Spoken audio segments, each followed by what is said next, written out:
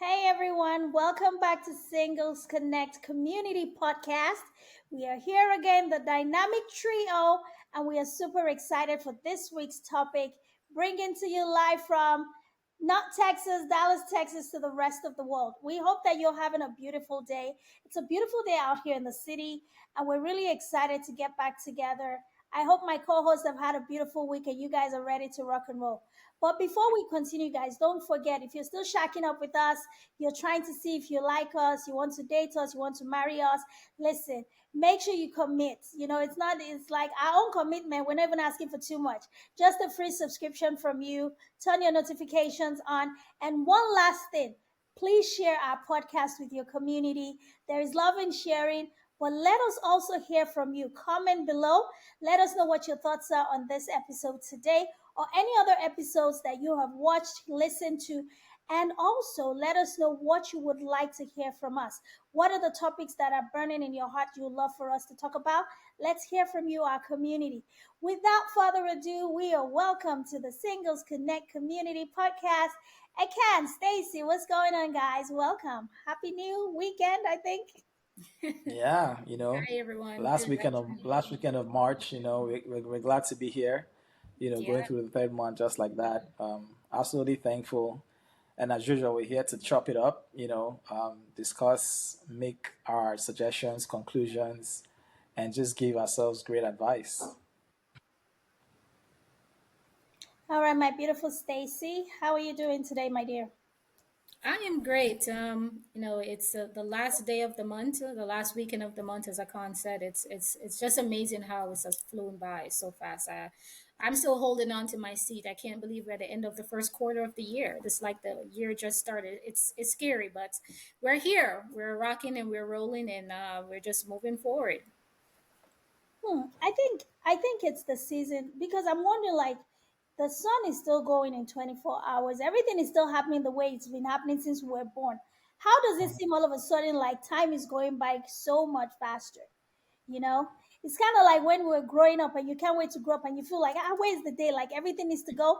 Now you're grown, you're like, oh my god, I have so much to do. It seems Hmm. I have so little time. Can time slow down, please? Yeah. And then eventually we're going to get into the other season of life where we're like, okay, we've done it all, we've seen it all, we've come, we've conquered. What else is there to see? What's happening? What's going on? But guys, Right. today we're talking about submission and mission. So let's kind of get into the topic without any other mincing of words. What does submission mean to either of you when it comes to relationships? Before we kind of dive into the mission part of it, what does submission mean to either of you guys? I mean, I know it's a very, very delicate topic, especially to my women folk. When they hear submission, they're ready to attack. Like, we're ready. What do you mean? Why should I submit? Who am I submitting to? Am I a slave? Are you a slave? Are you my master? Women, be calming down. Be calming down. But yeah, what does submission mean to you guys? I guess I'll start first. So, Yeah. I think for me, I personally, and I agree, Dr. Ojid, normally when, especially women, when they hear this word, everybody got their penny in the bundle. Everybody's all tight and, ready to pull up the faces and whatever it is. But I think is the matriarchy of the world that we have seen, society, where women have kind of felt like for a long period of time, they were policed, not just in their sexuality, but also in their identity. And for so long, women weren't allowed to exist without a husband. We can go as far back. They weren't even allowed to vote. They weren't allowed to buy a home. They couldn't do anything without a husband. And now I see that there is also this little thing going around in the culture and social media where there is even a thing that's saying that the only reason why marriages lasted as long as it did back then was because the women had no choice. They had nowhere else to go. You could not make certain decision without a man. You couldn't have a bank account, as I said. You can't vote. You couldn't purchase a home. You couldn't do anything. You so basically they were rares. They were rare and raised to be wives. That's basically the role it is that they were seemed to play, and so they were under.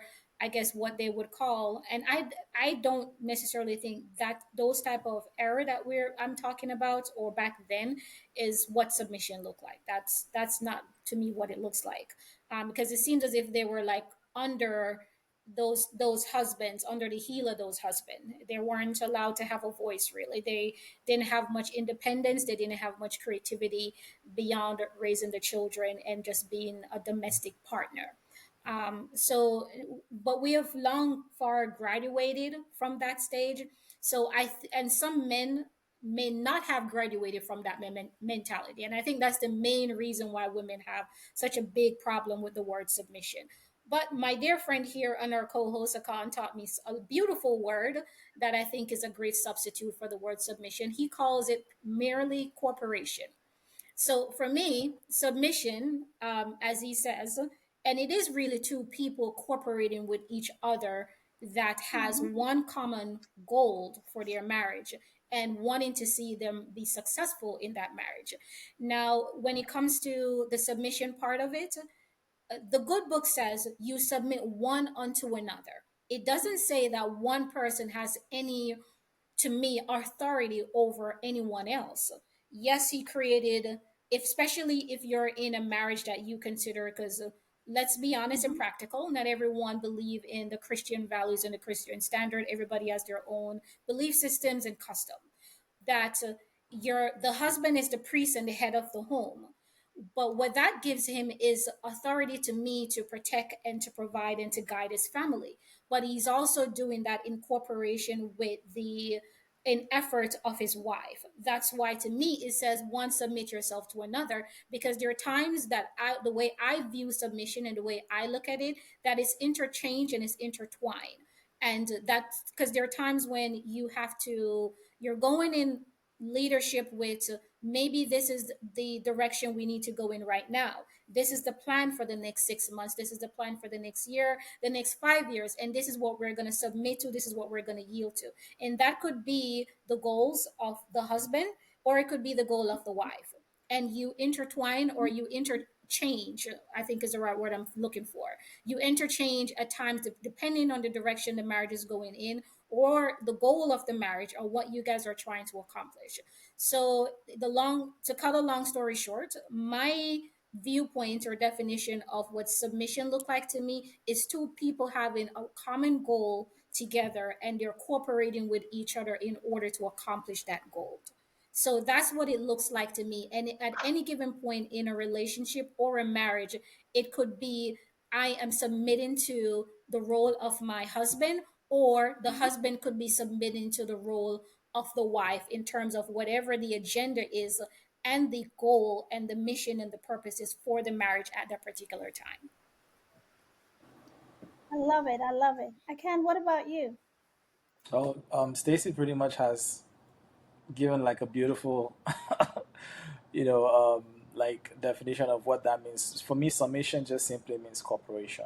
Being cooperative, and that's the word. Literally, whenever you talk about submission, having a partner that's cooperative, I think a lot of times it's probably leans more to women because that's what people think of it as. But if you think of it in the wholesome context, like Stacy said, it's between the man and the woman. Definitely the reason why it looks like, or reason why it is more when it comes to submission, women feel like they're the ones more is because obviously the man is the one that leads the relationship. Um, and when you're submitting, you have to be submitting to something. You have to be submitting to some sort of authority. You have to submitting to some sort of order. And so basically, I think the problem we have in the world with submission today is a lot of times, women choose people whose authority they can't submit to, and so that becomes a challenge. Mm-hmm. And you as a man too, you want a woman to submit to you. You have to also be ready to be responsible and understand that it's a huge burden on your shoulders to be able to lead.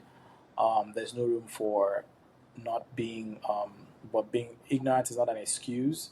You have to be able to lead. It's upon you to constantly and daily find things that actually strengthen your territory. You're able to lead your wife. You cannot give your family or your relationship things that you don't know about. So it's that responsibility is on you to build yourself and constantly go. And as Stacey rightfully said, you're also submitting to your wives in a lot of ways. because there's times when her wisdom is her strength is where you don't have that, and you have to rely on her to do that. So submission is simply just cooperation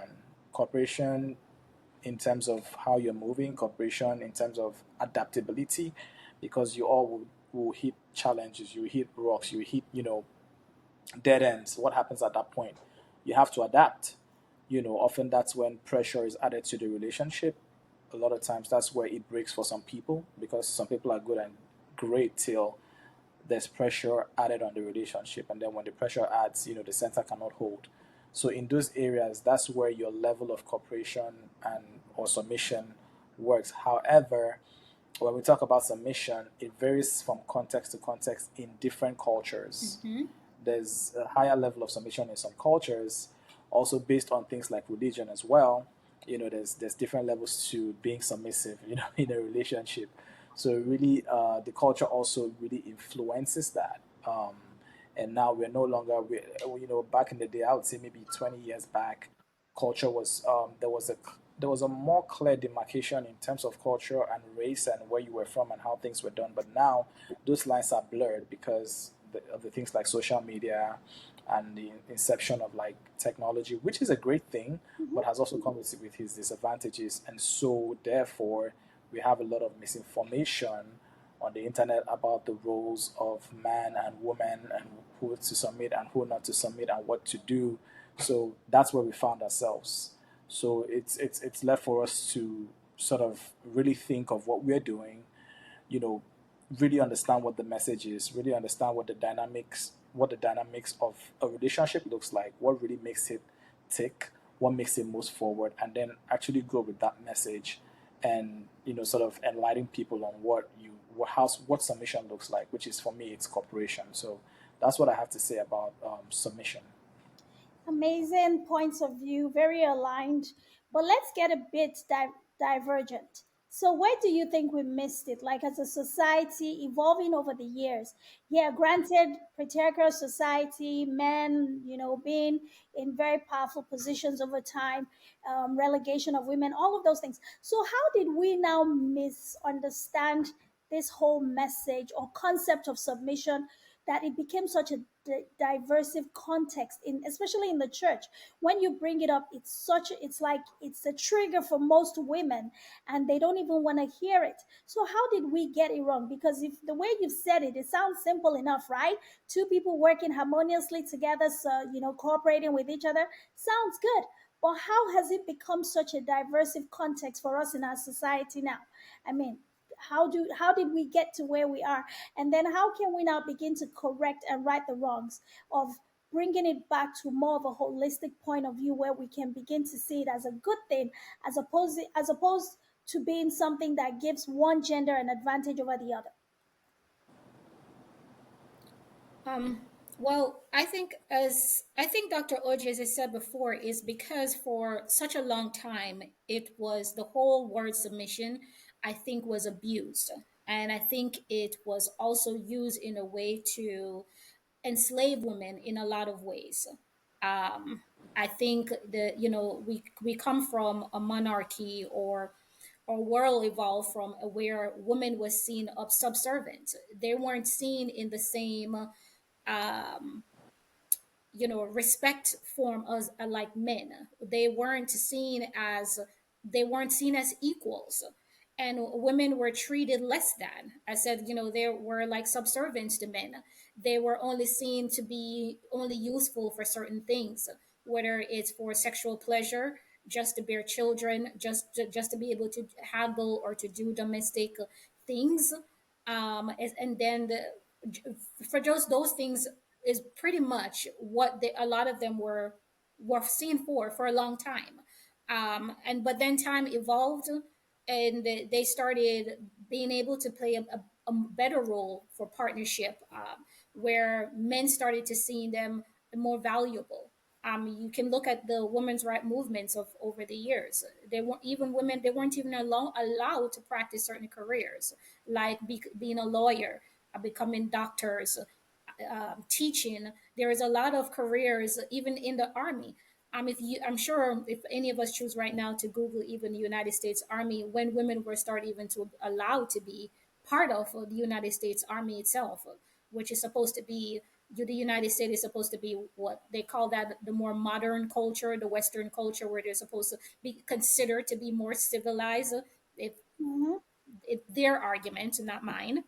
The more civilized, the more forward thinking world. And if we even go back to the Europeans, to their era, it's the same thing. So I think that is the reason why it has always been such a taboo. Once women start getting in their gaining their independence, they started breaking barriers, they started breaking records in certain breaking roles and into certain worlds, dabbling into the world of men, and now they're fighting for their place.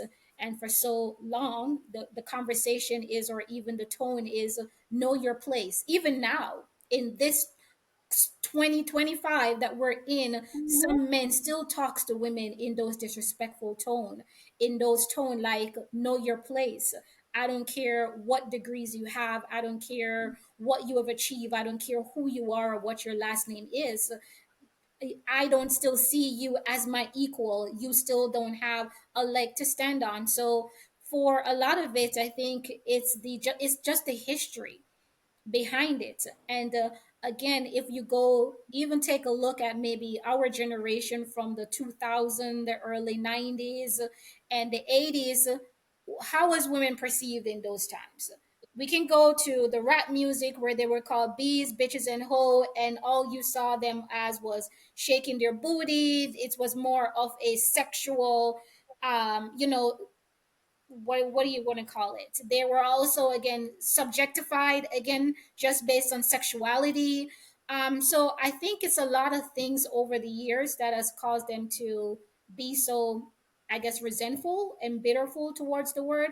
But I also think we have a lot of responsibility and a lot of roles to play in some of those areas and some of those settings, because if there wasn't a stage or atmosphere for it, then we would not have seen so much propaganda, so much of those things being promoted, where women are just used as sex symbols to sell. Whether it's advertising, billboards, magazines, social media, music. What is the more predominant thing that you see that they're used to? How they're subjectified? How are they being used in those spaces? It's always as sex objects. So I think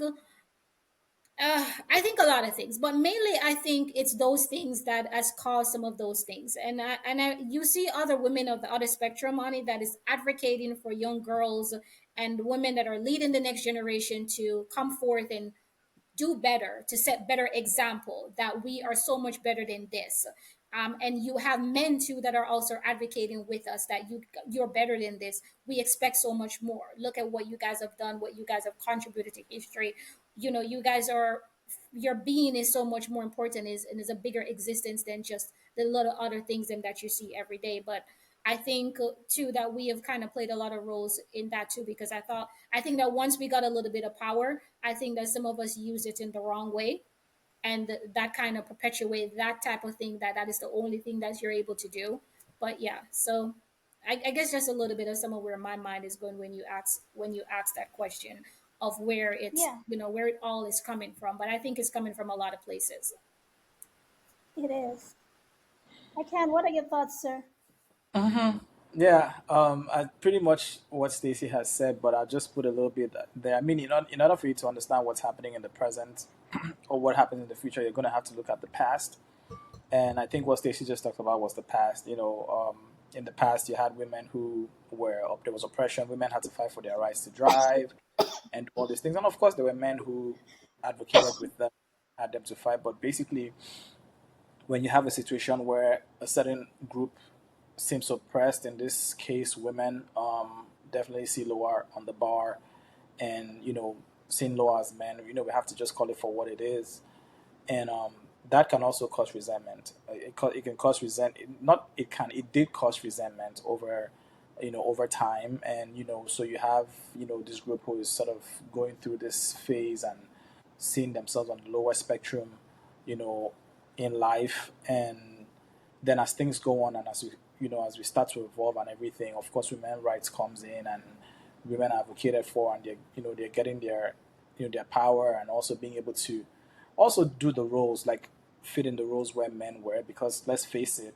a lot of women are um, more effective and more skilled in certain areas, than men, so there's all of that going on. And so I think over the years, still with the inception of technology and evolution, just general evolution, we had that coming over. But then you now have a situation where um, there's there's an advantage advocacy, whether it's the Me Too movement, all these groups of women coming up, which is great, and it comes up, but then it gets you to a point where, okay, now you've reached that point where you feel like you're getting your power, you're getting it, but then you sort of like zoom past that point, and now you cannot tell the difference between a good man and a bad man, or when it's time to tone it down, or when it's time to use your masculine energy and bring out and use your feminine energy.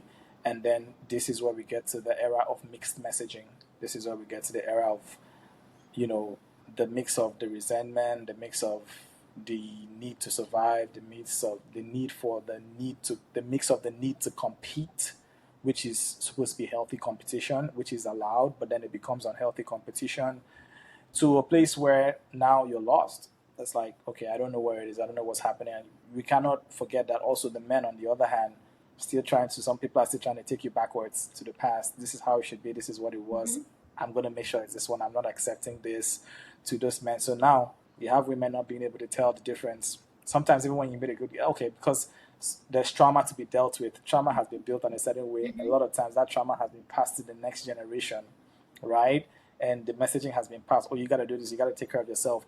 You got to be strong. This, don't trust this man out here. So even that one that's now goes and made another good man, but she can't tell the difference, even if good is shown to her.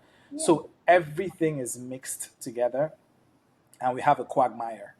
And so that quagmire now is bad. And now women are actually being in roles that men used to take and are really flourishing in it, right? So now you now have men resenting, the men that cannot handle that.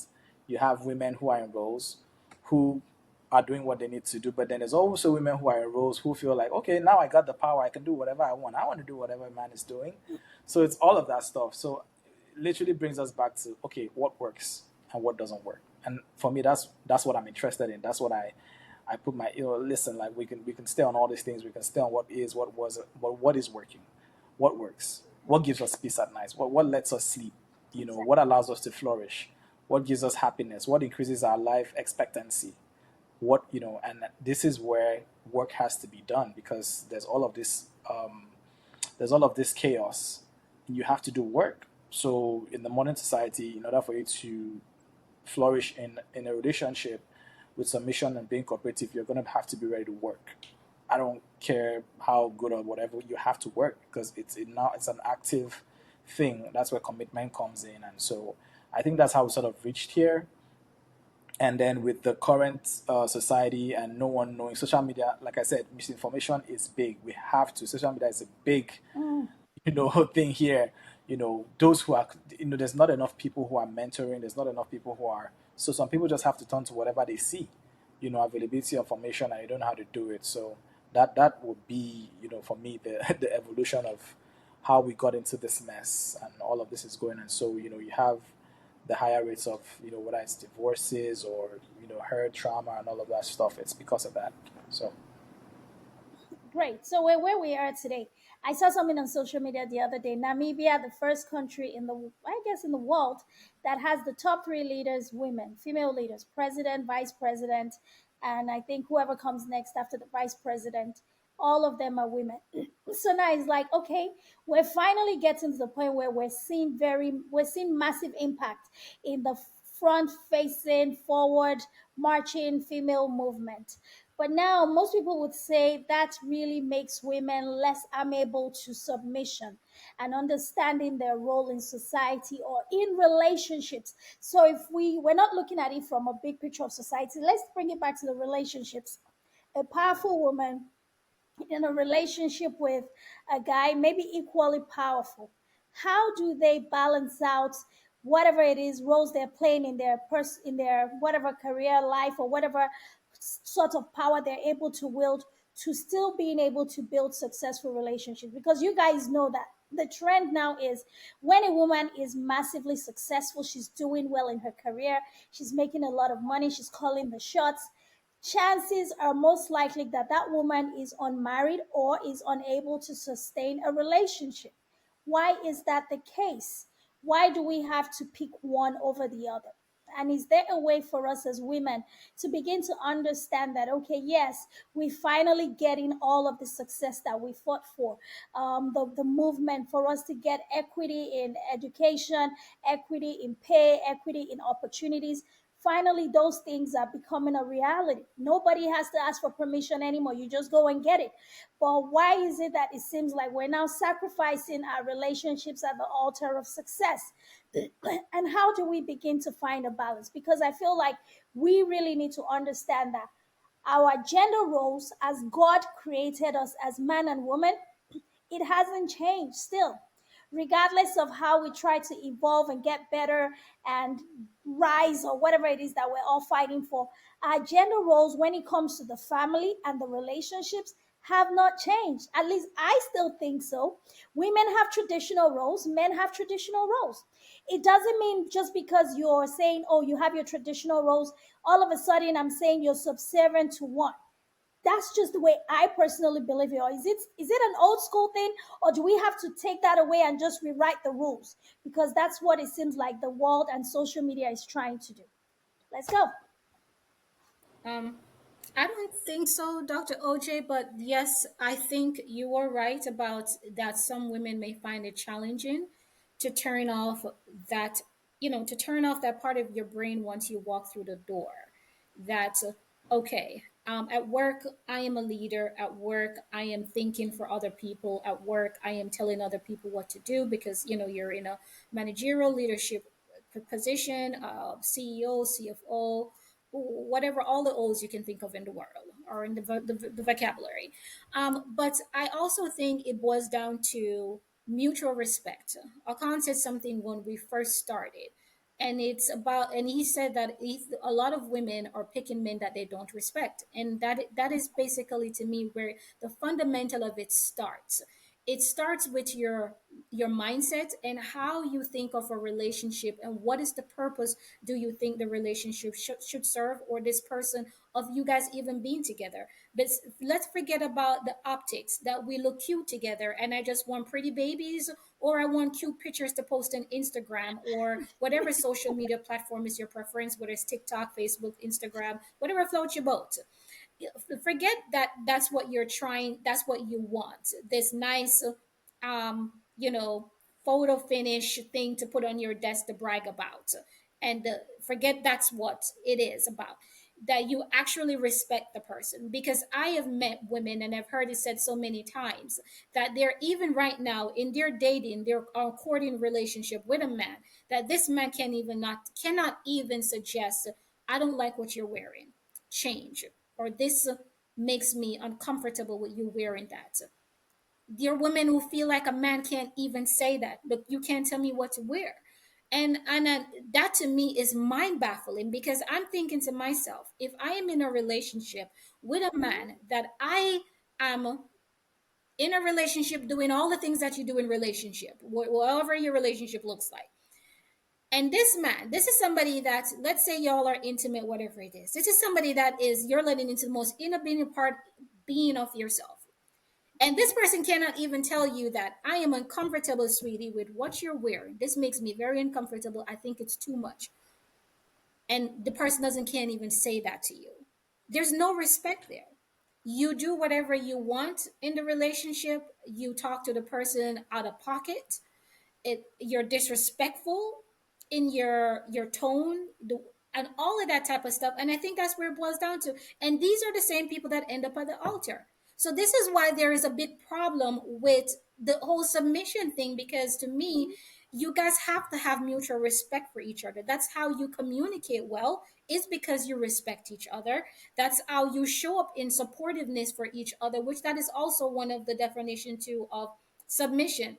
It is about two people that are supporting each other's goals.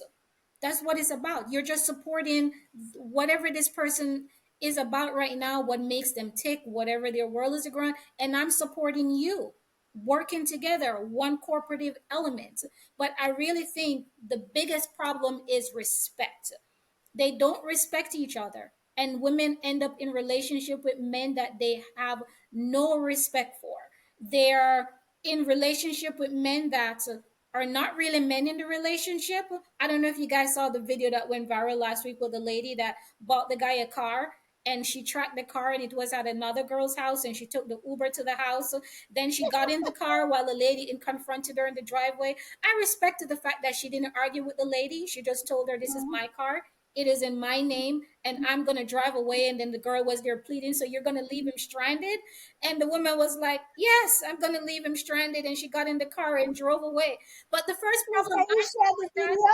I've is, not seen yes, people fall. To me, if you're in a marriage and you guys are supporting each other in that way, where I am in a position to buy my husband a car because we're working on our credit, or we're working to build his credit, and I have the better that. credit, and right now I am going to be the one that's on the front line where my name is in everything. I can see me buying you a car. But Mhm. for just somebody you're dating, that's the first problem I saw. Why are you buying him a car? So you basically, to me, are you chose somebody you cannot respect. You chose somebody that you are having to, um what is the word here, support like a child. And again, say part of the reason is a lot of them are picking men they cannot respect. And I'm not saying, don't get me wrong, because people like to use take clips of a lot of things people say. I'm not saying you can only respect a man that is on a certain level financially, because there are certain men that are on a certain level financially and they still will never get my respect because you have no character and you have no integrity and you have no morals. I am simply saying, obviously, just to look at that video, you chose a man that is probably not going anywhere, because if he was about something, he wouldn't be at another girl's house with a car that you bought him for you to even come and pick it up and drive it off. So I am still on the thing as if they're not choosing men they can respect for their character, their integrity, their morals, or even who they are. They choose people that they can talk to any kind of way, and then these are the same people they're marrying and having children with. And that's why we see all these things going around where you can't tell me what to do, and the head are turning and the neck are turning and the eyes are turning, and we're cursing each other out of pockets, and they're marrying these same people, but you're choosing people you have no respect for. Yeah, Mm. so that's what I had to say. Okay, so I can before you go. So, Stacy, I heard everything you said. Yeah. But one thing I want to ask is this, and we can definitely debate on it. If a guy was to buy a girl who is in a relationship with a car, nobody's going to look sideways and say, why is he buying his girlfriend a car? Right? So let's Mm-hmm. be clear on that. So this is where we need to start striking those balances, right? If she had more money and she was able to buy her boyfriend a car, what he chose to do with the car, what his character chose to exhibit after getting the car, that's just who he is. I don't think there's anything wrong with a woman being able to lavishly, although of course you have to apply certain. I'm just saying, see, it's even hard for me to say with a straight face, because if a guy who's in a relationship with a girl did the same thing, it would just be, oh, he's splurging on his girlfriend. He's such a good guy. But then a girl does it because, okay, she's female. Now, are we not taking ourselves back to that subservient role where we feel like, oh, in the relationship, she shouldn't splurge on her boyfriend because he chose to make the wrong choices? It wasn't because she bought him the car.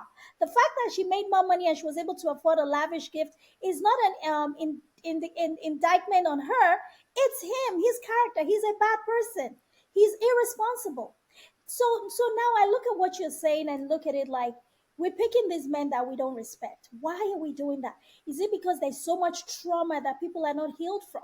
So now when you identify a mate, you really are coming from a place of you're so traumatized where the bad situation where you're in a relationship where you're throwing words and not respecting each other and just being horrible to each other is the order of the day.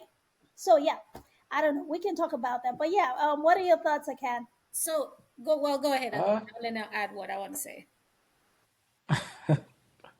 So yeah, it's an interesting topic, but yeah, for me, it's more about it's about existing in your role as an individual, and I think this is where the element of mission comes in. Because we're talking about submission and mission, and basically, you have to have a mission as a woman, you have to have a mission as a man, Mm-hmm. and so basically, this is when you have a mission and you're trying to choose someone, you want to be sure, and I think that's what we're not doing enough in today, that the mission you have, the person you're choosing can work in your mission to where you're going to, and you guys can put your missions together, and you now have one unified mission to work towards. But I think what's happening today is that a lot of people are looking at some of those light, shallow elements, whether it's the lovey-dovey, the good times, or whatever, forgetting to focus on the mission and to see if this person actually aligns with them for the mission that they're trying to go. And that's where we're having these problems. The second thing is being individualistic. What is your mission as a woman? So we are talking roles. You're going CEO, but in yourself how do you see yourself as a woman? How do you see yourself as a man? What does that look like for you as a woman? As a woman, I believe that the main thing, what the world has evolved to, is a place where you have to still compete. It's something where you have to, which means you have to tap into your masculine energy, because if you're sitting in a room full of men who are CEOs and COOs, you've got to make decisions. The world and everything, the rules that don't apply whether you're a woman or not, you have to make informed and executive decisions. So that's your masculine working right there. But then your ultimate goal, your ultimate thing is to be feminine, right, as a woman, because you want to be a mother. You want to a mother. What does a mother do? A mother nurtures. You want to be a wife. What does a wife do? A wife nurtures, takes care of the husband and everything. So you have to be able to say, this is what I want to be, and so I want to know when to turn on my masculine energy, and I want to know when to turn on my feminine energy. And so there comes a submission and when to go around and and do all of that. But I think that's such a challenge in this society, because people don't know when to turn it off. Women don't know when to turn it. I'm talking about, and even and then if it comes to the man side as well, you want to be a man. What is your goal? What is your mission? You want to lead, right? But like you call your wife baby. And I tell people like, okay, you're leading. I think we have a lot of men these days who lead by telling, wanting. I believe that the best way to lead is to lead by example. I Mm-hmm. don't think that we have a lot of men who are leading by example. Are you leading by example, exercising patience, leading by example by understanding context, and leading by example to understand that women can be more emotional in a certain sense because they have just pretty much just by program and design. There's more estrogen than testosterone. There's more of all of those things, and being patient and knowing how to lead and knowing how to direct when they don't understand, and not taking all of that and not imposing and trying to oppress. So I think there's that issue of people not really sitting down to understand what their mission is and who they are individually as a person, and then also knowing if whoever they're meeting aligns with where they're going to and what they're doing. So that part is there. Now I'm going to also go to the part where you guys talked about the car and all that stuff and everything, where it's like the indictment is on the man. The indictment is on both of them. Mm. There's nothing wrong with buying a woman a car. There's nothing wrong with buying a man a car if you can, if you want to. The question is, why are you buying the man a car? Mhm.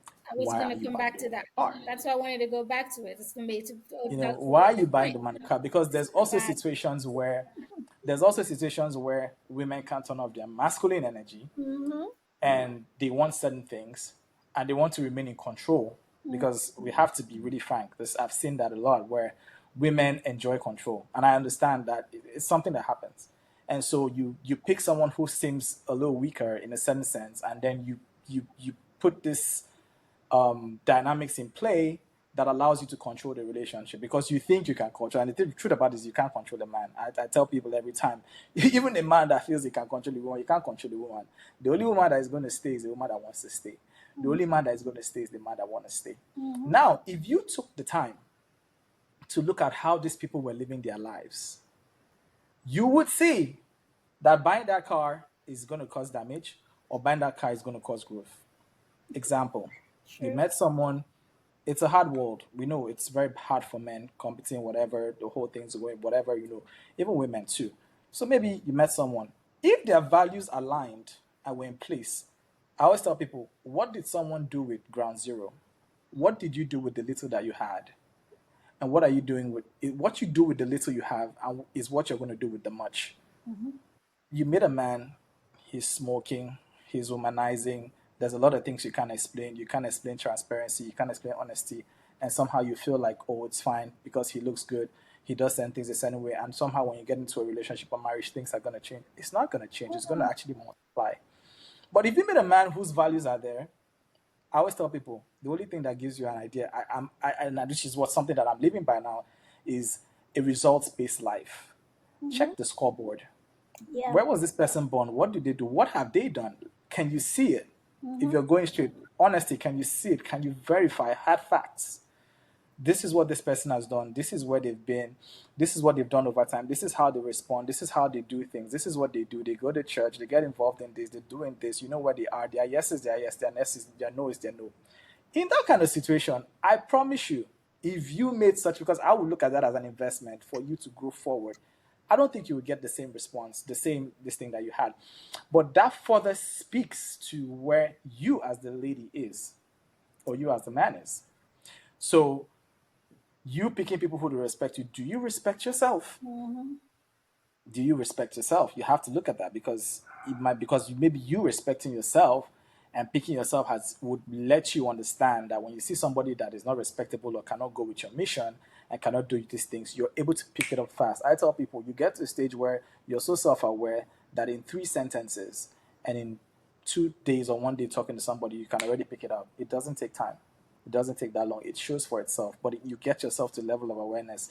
I think I've gotten to that a little bit of that stage where it's like I can literally pick it out, and then people are like, "What happened?" No, I can tell, like literally because you have to work. So that self work is very important. Why did I choose this person? Why am I buying this person this thing? Why am I investing this much time? It might not even be financially. Why am I putting my life on hold?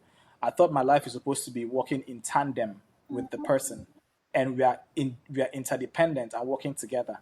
Same thing goes to the man. Do these things align? You want her to be a wife, and what is she showing motherly attitudes, attributes, characters right now? Is she showing attributes of kindness? Is she showing attributes of grace? Is she respectful to her family? Is she respectful to her job? How does she move? Honesty, transparency. Do these things check out? What's the scoreboard? What are the numbers? How many people? Who can speak for them?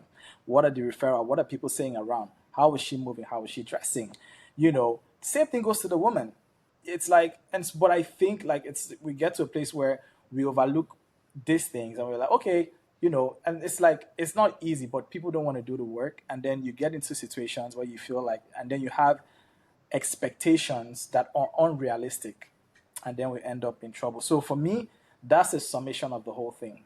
If you take your time, work on yourself, you know yourself very well, you will actually be able to pick something that doesn't go in tandem with your mission or who doesn't go with it. And you will not make certain decisions between the person. And when you find that person, you'll be able to do that and you run out. So, but I'm gonna, yield the mic to you ladies to continue on. Yes. Stacy, let me get your comeback on that. No, I think I can't sum up what I was going to say to you. Why I was going to say that I wasn't saying that anything is wrong with the scenario you were saying. If it was vice versa, it was the opposite. If it was a man buying his girlfriend a car, we wouldn't think anything of it. To me, there are certain decisions I think should not be made with between boyfriend and girlfriends, especially as Akan just said, if you have everybody has a mission and a purpose or a plan for their life, whether you're a man or a woman. To me, when two Mhm. people are trying to get together, is they should be trying to find out, do we fit into each other's plan? Do Yeah. we fit into each other's mission? Do we fit into each other's goal? Are we going in a line in the same direction? As the Bible says, unless two agree, we cannot do anything. We have to be able Nope. to agree in order to make this thing work. So what I'm saying, Dr. OJ, that time of the day, because even the Uber guy stayed just to see watch what was happening. The Uber guy that What dropped her was off going at that time of the on? day, and I can't say I'm not gonna say this guy cannot be off, but at that time of the day, any productive man that I know that is working in a Should be line in my mission and in my plan should be at work. is what I'm saying. You shouldn't be catching him at another woman's Even house in if a he's car not that at you work, don't. he should be Hey, somewhere that is respectable. what, I'm sorry, say that, Dr. OJ? Even if he's not at work, he should be somewhere respectable. Exactly. So back to the points that Akami, and that's what I'm saying, that I just looked at the whole picture without knowing what he looked like, and I looked at the girl that was out there in the driveway with this woman on the phone. So you're gonna leave him here? How he gonna get all the questions she's asking me? Tells me, and I maybe jump into conclusion. The looks of that woman and the looks of you, even the looks of them in age difference. It's a much Mm-hmm. younger girl. She's a much older woman. I wanted to somebody to show a video of the guy because I'm going to guarantee you he probably was more closer in age with a younger girl in the driveway, more concerned about you leaving him. How he gonna get home? And she's like, I'm not concerned about how he's gonna get home. But I know I'm rambling, but what I'm saying is, I can't rightfully say it. We don't want to do the hard work. We don't want to ask the right questions. We pick Yeah, there. A lot of it is the picking people that doesn't align with our mission or our goal, and we tell ourselves, some of us as women, that we're Jesus and we can save people. Oh, yeah, somehow I'm gonna change him, or somehow I'm the exception to the rules. He's gonna change for me. I'm gonna make him fit into the mission. I'm gonna make him fit into the goal. And maybe if I just clean him up, whether it's to buy him this or buy him this or buy him that, it's a Cinderella story and all of these type of things. I don't believe in doing all of those type of stuff. mm-mm. I don't believe in doing all of that. However, Yeah, if you meet somebody, to me, that you guys are aligned, this person, as a concept, the scorecard, has proven to you you are a trustworthy person that has integrity, morals, and values. Whatever you say to me, I know it's gospel. I met mm-hmm. your friends, I met your family. I can, when you tell me that you are here, I know you're here. I see a plan. I see you working towards something. I don't have to question your integrity. Your work ethic is there. Your Whether you're taking the bus, whether you're a postal driver, a Uber driver, or UPS, FedEx, I don't care what it is. I see that you are working towards something. You have a goal, you have ambition, you're working towards it. I will come align with you with everything that I got, and I will give you 100% of it. But I am not doing that for nobody that's on the couch playing video games and at 1 o'clock in the afternoon. And unless you are a guy that drives at night and you drive Uber at night, or you're a truck driver that drive overnight, picking you up from nobody's house because the car that I'm paying for, you chose to drove it to some girl's house. That's the point I was trying to. Dr. OJ, it's not rocket science. I know what you were trying to do, but I'm telling you, you can look at the pictures and the scenarios and know exactly what it is. Women are picking these people that they can control. They're picking these little projects and whatever it is, somebody to have fun with, what is sexual experience, whatever you're trying to do, I don't know. And then you're on social media with your whole life on the line, like it's just foolishness all across the board. That's all I wanted to add. Definitely. I agree with you 100%, Stacy. But I had to play devil's advocate because I know that there's some people out there who are going to come at us and say, oh, y'all just saying it because it's a woman. Men do it all the time, and we don't hear you crying foul because a Girl, man bought a girlfriend a car, and then she takes that car to another man's house, blah, blah, blah. but So, yes, we know all that But happens. to that point, Dr. OJ, I wouldn't even encourage my brother to do that. If you meet a Mhm. girl and she's at home walking around in pajama all day, she's not doing nothing with her life. To hell to the no, you ain't buying her a car to go drive around and then still can't even put gas in the car because she's gonna need you to also add gas to the car. If I'm gonna buy the car, you should be able to put gas in the car. You should be able to pay for the insurance. You can't do nothing. Yes. Now, what am I working with here? You got to give me something tangible to work with. Okay, Exactly. maybe you are in between projects, whatever it is. You're working somewhere, but you can't afford a car, but you can afford insurance, you can afford the gas, I can afford a car. Those are workable, tangible things. But don't come Mhm. at me with your lashes out to here and all of this and whatnot and all of this and the tang and the twinging, and you want me to buy you a car and you want me to buy you a Birkin bag, and you don't have nothing to offer me except what? No. So, Mm-mm. like, that's interesting. So the dynamics of every relationship sets out differently. There's men who want to be with women that they're just going to pick up the shelf, put them on another shelf, polish them up, put all the pretty trinkets on them, and that's their mission in life. And if that's you out there, that's the kind of dynamic you want in your relationship, we wish you well. That's amazing. But when we're looking at more of a general perspective where our society is completely misunderstanding, and I dare say this, guys, respectfully, the church is really contributing to the miscommunication and the misunderstanding that is going on with the message of submission. Honestly, we need to do better. Our faith leaders need to do better at providing a more holistic version of this discussion.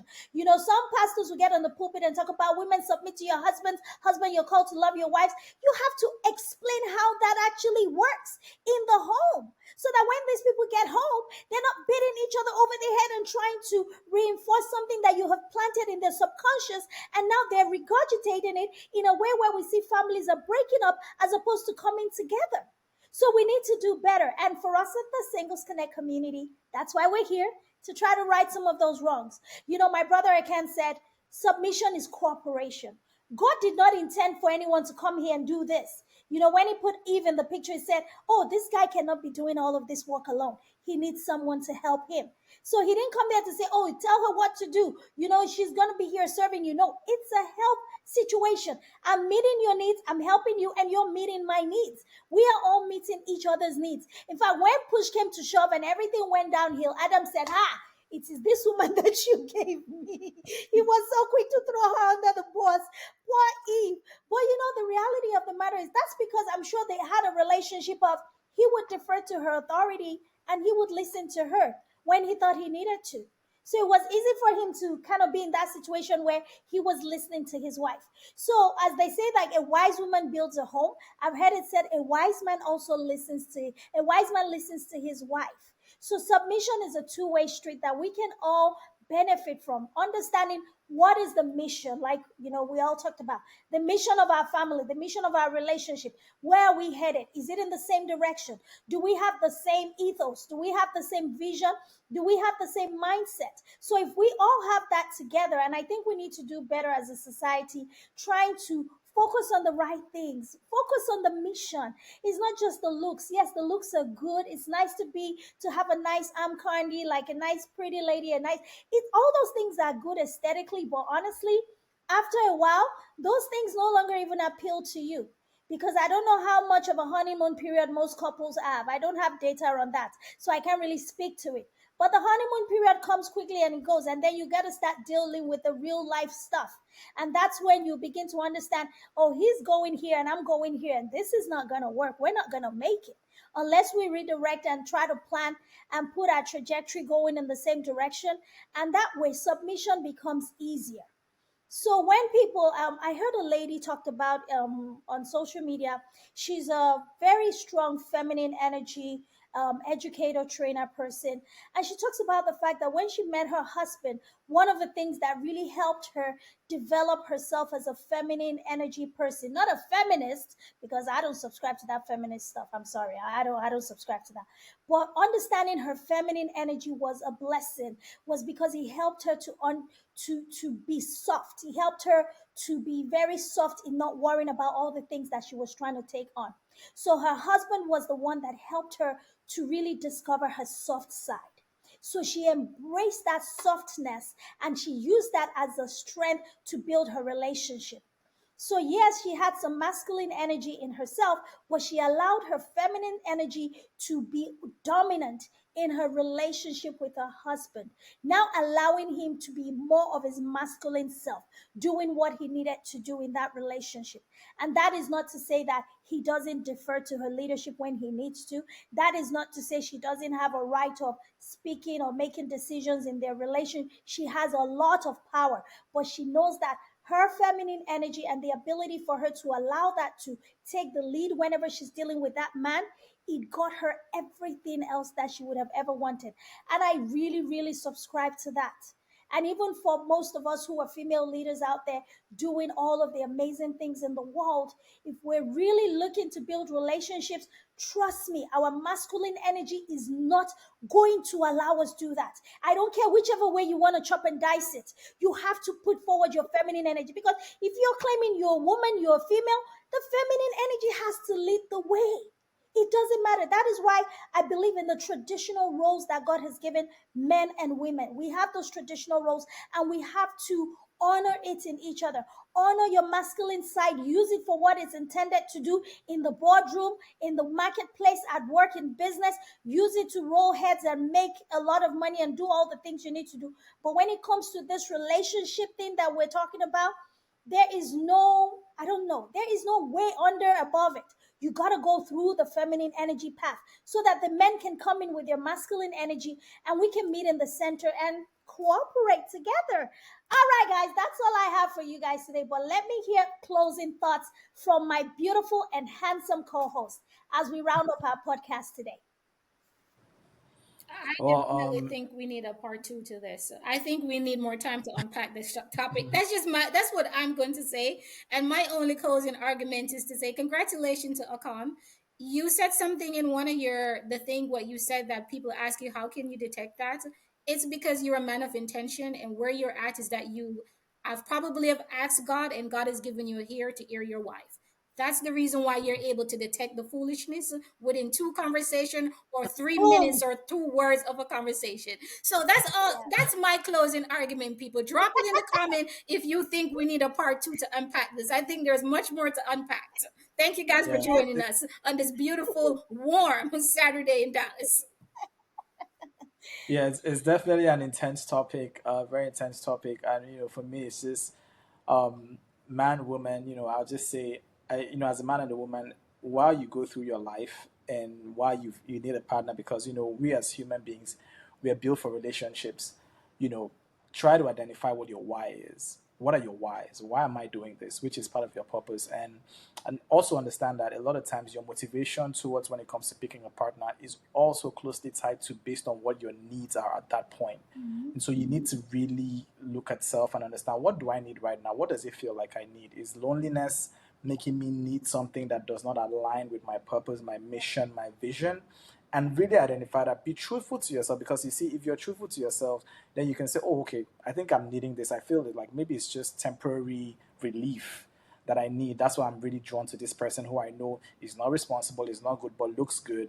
Put some other habits out there. Is I mean, I can tell the red flags, but based on my need and want, I'm about to choose this person. This doesn't align with this. Having a strong why will help you not make those decisions. Having a strong why that does not align with your mission will help you say, listen, this is not the right decision for me to make. But if you don't have that strong why, that's where you're going to be able. So it's important to every time consistently check yourself. Everything starts with self. This is just the truth. And I heard you say something about the church, Dr. OJ, and everything. Listen, like the men of God, I don't honestly, I try not to speak on the church, because like human beings need to understand. Listen, you are an adult first. You're an individual. You're responsible for yourself. As much as we don't like to say it, the word of God is great and everything, but the church is a business. It's a business first. I'm strong on Christianity and all, but my relationship with God is utmost. This is why you must seek wisdom as if your life depends on it, Yeah. because your life does depend on it. And when you seek wisdom, you also must seek knowledge, which is the adjudication of wisdom, so that when you go to a place where the messaging does not align, your spirit will tell you that it doesn't align. So you don't go take things that don't align with who you are, what you're going to. You're like, this doesn't sound right. I respect them, but this doesn't sound right, because you are responsible for your life. You're responsible for yourself. And so whatever you follow, whatever you decide to be your belief and your philosophies, you have to be able to tell when things don't align a certain way. And so that's why, in as much as it is, you come first. The pastor is a human being first. The bishop, whoever it is, a human being first. You have to be able to do these things. And so that's pretty much just going to be my closing, remarks. I wish everyone, you know, grace and happiness, and they find the right relationships. The work starts with you, and when people come in, they're going to be able to work with you as it is, man or woman, learning how to create. Look for hard evidence, look for results. what are the hard evidence? What are the hard results that show this person is a certain way? What are the hard results that show that you are a certain way? Are you enough? Have you done enough work on yourself? Yes. Everything you expect from someone else, can you give that? Things like that. This will help you. So yeah, those are my closing remarks on this.